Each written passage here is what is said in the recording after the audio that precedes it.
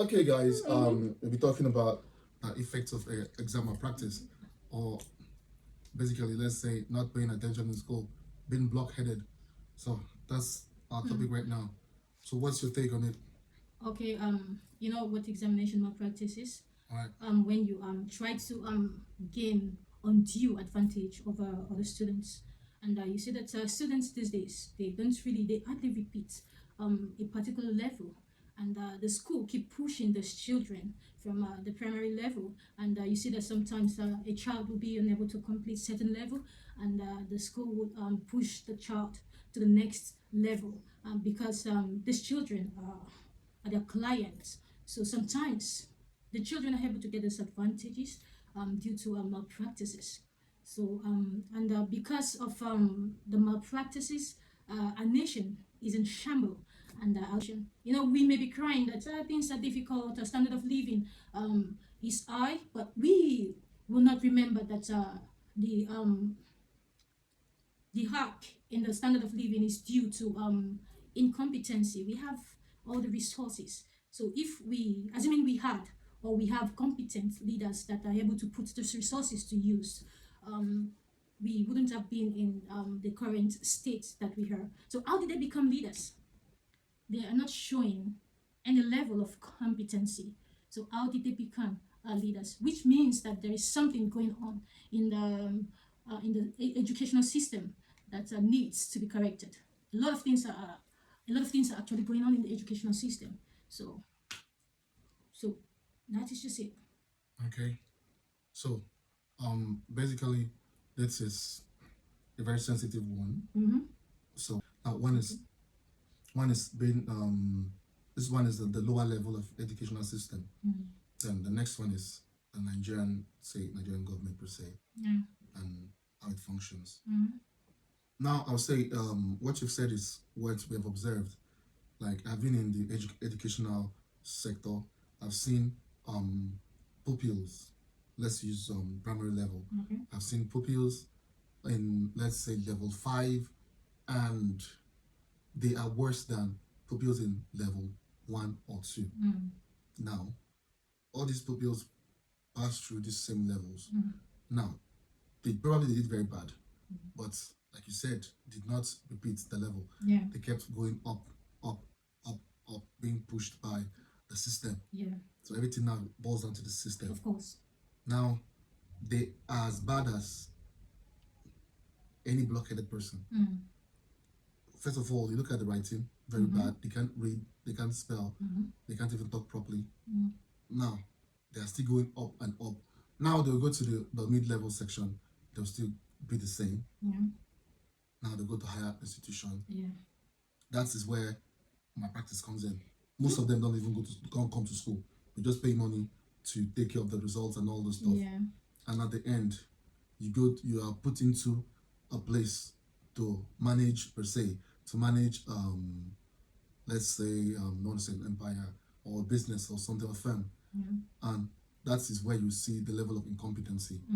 Now, with all those stuffs you miss in school, you don't put in more effort to that. Just boil down to the whole Nigerian system now. We have had, but I wouldn't say Nigerian government is this. It's about the education. I don't think so. I just think it's basically corruption.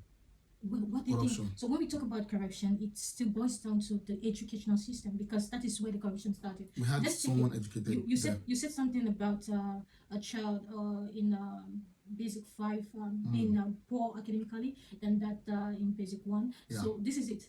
They allowed them through corruption. They pushed them. They crossed to secondary school. When they got to secondary school, what happened? It's as if all these people, they have the same mindset. They keep pushing these children. They keep pushing them through every level. They don't allow them to repeat. For instance, they just finished their promotional examination.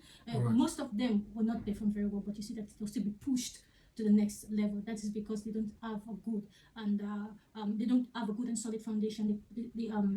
The system is kind of faulty. We have a faulty system, and the people in the Ministry of Education, the officials in the Ministry of Education, they don't even know their job. They have misplaced priority. What they do are not the things they're supposed to do. Now, these leaders, they passed through the system. and they weren't grounded, they weren't informed in each level. When you say someone is educated, you cannot just judge an individual based on their certificates. Yeah. You judge them based on the outcome, what they have within them, what they have inside, what they can do. That is where the judgment comes in. It is not about the degrees. It's not about the certificate. You can't just say that this one is a pilot, is a professor. It is not all professors that are reasonable. So you have to think. Just look at the way the individual solves problem. Just imagine the nation. We have a lot of problems. How are they solving it? How can a nation like Nigeria live or stay without refinery? We don't have refinery. It doesn't even make any sense to you that we don't have refinery in Nigeria. We have the resources. We're supposed to have refineries in all the regions. At least one in all the regions. Have in the north, have in the south, and all that. But we don't have it, and it's as if everyone are comfortable with it. No one is even talking about it. Every time, they keep giving us flimsy excuses, and we are just gullible. It is as if we are being ruled with kind of charm and all that. Whatever they say, we just keep quiet. We look at them. When it comes to recruitment, what do?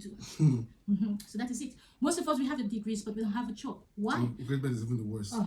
They usually have this list. They say, this one is the president list. This one is the governor list. Then the other people. If you know people. Yes. You get that. They start having slots. So you need to know someone. Which means that the children that actually missed it educationally, from the primary, secondary, then the university, they missed everything. If they know somebody in the government, they are going to give them the job. And when they go there and mess up the entire system.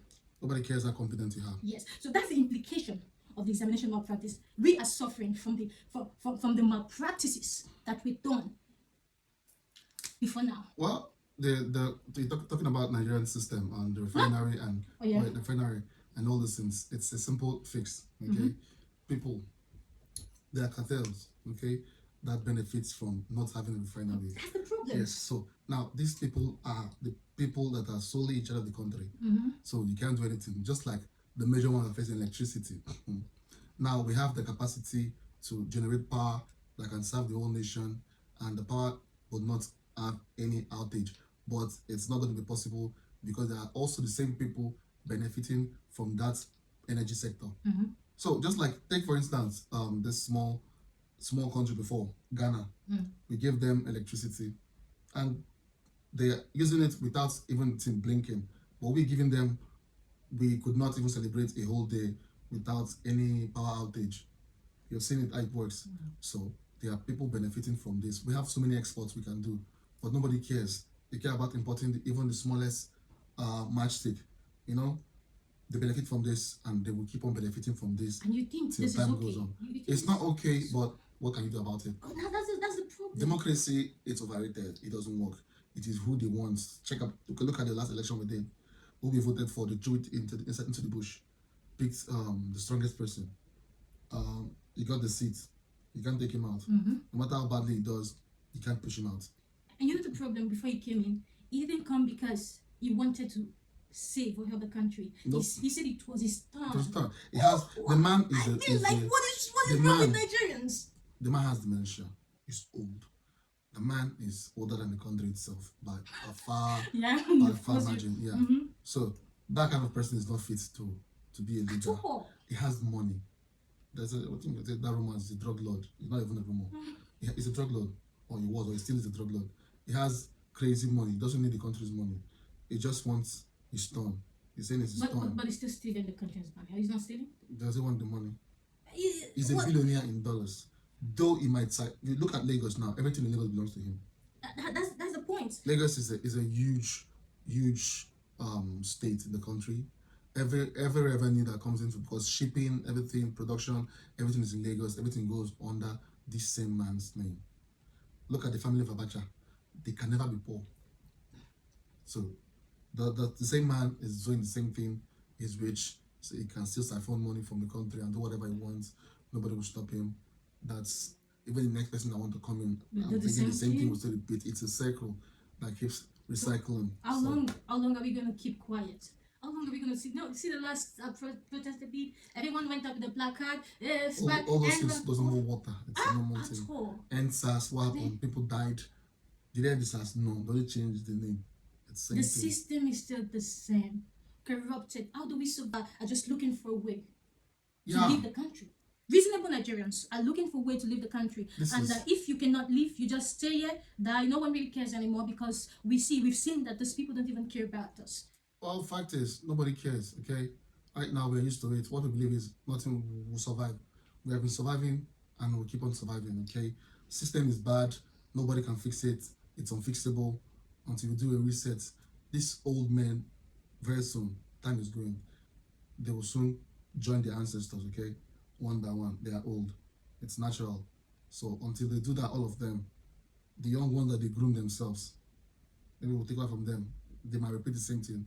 Nobody knows. So it's just for us to keep watching and do whatever we can to survive and help ourselves, not depend on the country. Do you know that the head is not the only corrupt? The branches are. Okay, let's go to the state's government. What's the name of the governor of Akwa Ibom? The Happy. We don't just call him Happy Hour. Governor of Akwa Ibom is not Udom. Yeah, you know. Okay, let's just call him Happy Hour. Okay. The governor of Akwa Ibom State, Happy Hour. So he's just there. He's a pastor, whatever. He's there doing his too. You know, at the point, a lot of people might actually think that because of the Bible he's carrying, that he's going to do something different. But no. He's not doing anything different. They are all the same. You know, someone called me and from Akwa Ibom, and the person asked if I am aware that they are kind of doing a kind of underground recruitment in Akwa Ibom State. I was like, which one is underground recruitment? Yeah, that they said you might just stay in the office, then you start seeing new faces. So two individuals from two various sectors. They called me. One was in the University of is Akwa Ibom State University. One was in one ministry. They said the man is doing underground recruitment. So how is that even reasonable? Why should someone do that? We have a lot of Akwa Ibomites everywhere who are looking for jobs. Instead of you to give everyone equal opportunity, instead of him to give everyone equal opportunity, he has refused to. He's doing underground recruitment. So does it mean that the people that are getting the job, the people you're giving the job, the people that the governor is giving the job, are they better than others? So why not just give everyone equal opportunity? Everyone should come and employ. Then you interview them, you give people jobs. We have a lot of people, a lot of good people, a lot of Akwa Ibomites out there, good people who can actually, who merit, who can actually get a job. You guys speak up, yeah, but changes nothing. It will change nothing, but at least he should be ashamed that he's using the Bible to deceive people. You see, people are gullible. But once you come with spiritual religion and all that, people will fall for it. I'm a Christian. I'm a staunch Christian, but I don't mix certain things. Yeah. You cannot come with the Bible to deceive. If we're doing business, sir, please keep your Bible somewhere. Come and do business with me. You don't use the Bible. If you bring your Bible in my business center, I'll send you out with your Bible. I am a Christian. Doesn't mean that I don't love God and all that. So this man, these people, they are using religion to actually deceive these people. At the end of the day, all of them are the same. They just need the same thing. They are just oppressing everyone. So if you have anything to say on that, we'll say, oh, okay, you can. If you have anything to talk. There's nothing to say because we're out of time. Okay. No, why I ask is that I have something else to say. There's this governor. Is either Abia State's governor or Imo State's governor. I heard that the man is doing exceptionally well. I heard that the man is too good. Infrastructure-wise? I don't know, but I just said the people there probably praising the man, that the man is doing too well. Development-wise. Yeah, perhaps. So as for people like that, please just keep doing the good work. They should just keep doing it. God will bless you. Don't follow your fellow human beings as if we are not human beings. They see us as animals. Don't follow your fellow human beings and treat us the way that they are treating us. Thank you so much for actually taking care of your people and making your people to smile and be proud. Okay, guys, that was it. So that'll be all for today and for this episode on malpractice, and how it leads to the society and how it affects the society. And you've heard of the effects going to, in quote, our leaders, how it affects everybody, and how it also has dawned on the society and affected the way of living and the way the country functions. Okay, so just think about it and see what you can do for yourself, because not what the country can do for you anymore, because you've passed that stage. Yeah. Okay, guys, thank you so much. So we'll see you in the next one.